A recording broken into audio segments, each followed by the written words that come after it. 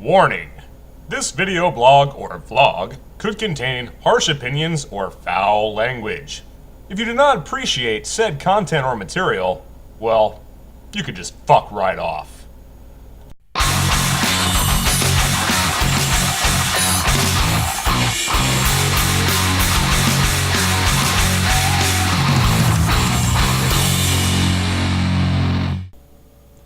Greetings, Internet people. RantingRamsay here. How are you all doing today?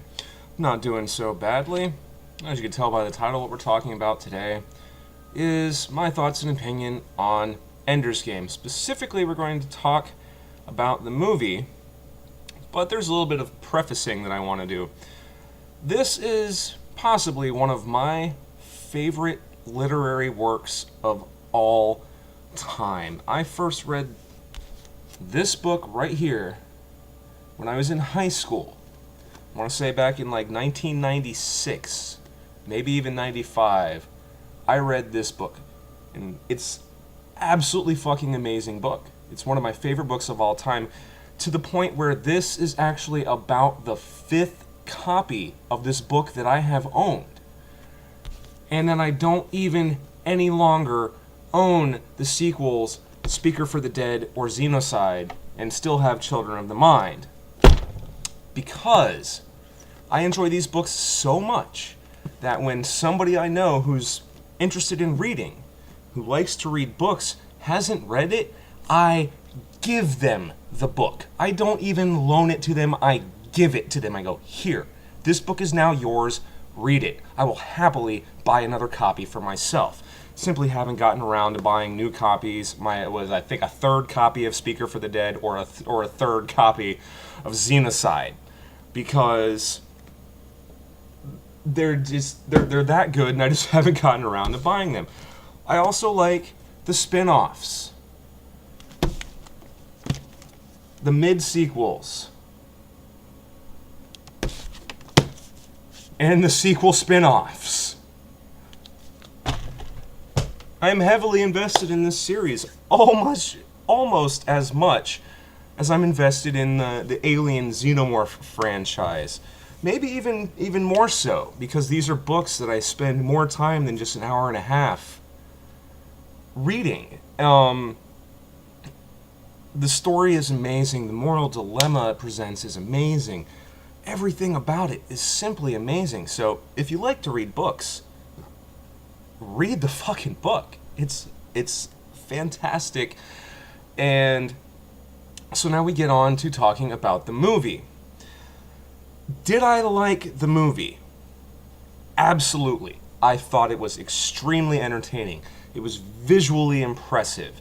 It held relatively true to the subject matter, which, as we know, for movies based on books, is extremely difficult and quite often very rare. That being said, yes, I enjoyed the movie. I thought it was well done and everything. Is it a great book to movie translation? Kind of, sort of, almost. There's a lot of people in the blog sphere and forums and whatnot have pointed out the movie seemed rushed. Not rushed in production. The Lord knows that that's not the truth, because that thing was in production hell for like almost eight years or so. The story the movie told, when compared to the book, seemed extremely rushed. There were parts... I guess I should say, spoiler alert, if you haven't read the books and you haven't seen the movies, I'm going to talk about shit that... spoilers, basically. One of my biggest problems is the lack of time spent in actual battle school. A lot of the character development, the internal progression and evolution of the character of Andrew Ender Wiggin takes place in the battle school. And that is a spot in the movie that just seems almost glossed over. I'm not even talking about wanting to see all the battles in the battle room, that were described in the book so much as the character development and the internal struggle that was going on. Now, I understand that that kind of thing is fairly difficult to pull off successfully in a cinematic format. I understand that, but there has to be a happy medium. They just completely glossed over the fact that he has one training session in the battle room with Petra, and then he has one battle, and then he's promoted to his own commander of his own battle school army. That skips so much that happens in the book.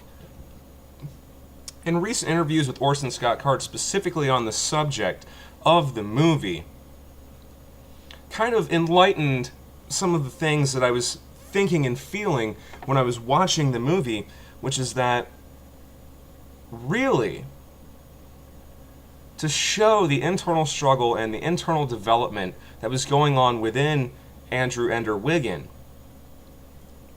would be lost on the majority of the American movie-going public. That they would decry it as being boring and not interesting because there's not enough things going on.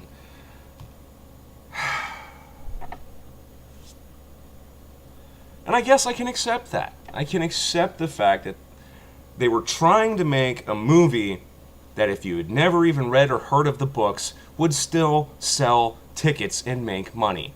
And that's one of the sad things for me in this whole scenario, is because it's a Hollywood production, because it's a big, major, supposedly supposed to be a blockbuster movie, they have to focus more on selling tickets than holding true to the subject material. Now, don't get me wrong, there are many things in the movie that happened almost exactly as I had pictured them in my mind while reading the book. However, there were many, many other things that were completely and totally wrong. Number one, the biggest thing I can think of is that Ender was too old and too big. One of the parts of the book that made the struggle intriguing, made it engaging, was the fact that he was basically a runt. Not the smallest, not the weakest, but smaller and weaker than almost every single other person that was there. However, when you see the first coming together of Ender Wiggin and Bonzo Madrid, the size roles are literally completely reversed.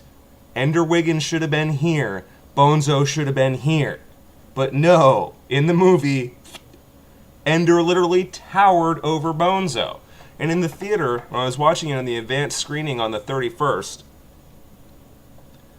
people laughed at the fact that Bonzo was so much smaller than Ender was. And that actually literally made me facepalm in the theater. Not only the fact that the sizes of the characters were completely wrong, but the fact that it was literally seemed to have been turned into a comic relief aspect.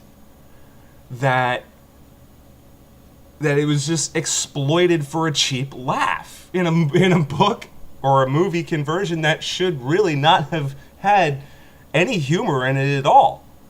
There was not much humorous about Ender's Game. And so that's the kind of thing that really struck me. And then the lack of development of Andrew Ender Wiggins' sister and brother, Peter and Valentine, or Valentine and Peter, was also something that seemed lacking from the movie. But then again, if they had added these elements, the movie would have been longer than the typical 90-minute running time that is the general attention span of the American movie-going public. Another thing that just makes me go, pfft, not for the movie, but for the American movie-going public. Grow a longer fucking attention span, you dumb-ass motherfuckers.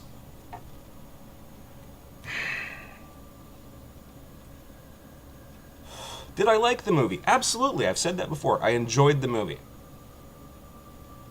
Did it hold true to the subject matter? About 50-50. About 50-50. But there were just so many little flaws as an avid fan of the subject matter that it makes me find it hard to to say that it's a great movie. If you've never read the book, you will still be entertained by the movie. I'm not necessarily sure you should go out and pay full ticket price to go see it in the theater. Unless you just like watching movies that much, you will be entertained. It's an entertaining movie, and they kept enough of the original subject matter to get the basic point of the story across. If that's what they were trying to do, then they succeeded. And apparently that was exactly what they were trying to do, due to Orson Scott Card's own words. However, I still can't help but find myself be a bit disappointed that major things either didn't happen or were changed. There was no fight in the battle room.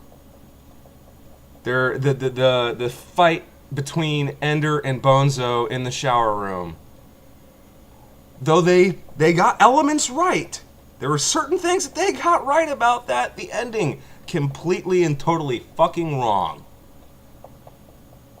And the last element that I just kind of found something visceral in the books is the level of violence that the children exhibit towards each other when the supervising becomes more and more lax throughout the story is completely and totally absent from the movie. To say there's no violence? No, there's violence. That's not the high point, but, you know, it was in the book. It's in the movie. But it just seemed glossed over, like it had a nice coat of shellac to make it go down easier, when in the books, those scenes were incredibly visceral. The imagery, the internal monologue going on during those scenes in the book were completely absent from the movie. I thought it was a good movie. I enjoyed it. I'm going to see it again. I'm going to buy it on Blu-ray. Look forward to see what they're going to do, because obviously if it does well, they're going to make sequels. And the story and the timelines contained in all of these fucking books are all over the goddamn map. Because you try to get these sequentially, try to figure out what happened chronologically, and it's all over the place, because this book and this book take place over the exact same period of time. This book takes place between the last chapter and the epilogue of the first book. This book takes place about 3,000 or like 1,000 years later. Due to the anomaly of space travel, certain characters are still around. It's going to be interesting to see where they take this. Part of me almost wants to call for a reboot right now and have them try to do it again, more viscerally, but you know that's not going to happen. Anyway, I just kind of seem like I'm rambling at this point. It's a good movie. It was an entertaining piece of cinematic endeavor. Those of you who are huge fans of the book, who have been hesitating to go see it, go ahead and go see it. You'll come out feeling exactly like I feel. That was a pretty good movie. But man, they got a lot of shit wrong. It's still worth 90 minutes of your life to see certain things come to visual representation that you've been imagining all these years. Because some of that shit, they got really well. Others, not so much. I'd like to know what you think, fans of the book, fans of the series. Leave your feedback in the comments section. I'd like to know what you have to say about it. I'd love to engage you in debate about the story and in the books, which I hold so dear. So let me know what you think. I'm RantingRamsay. That is all. Hey, did you get all that, man?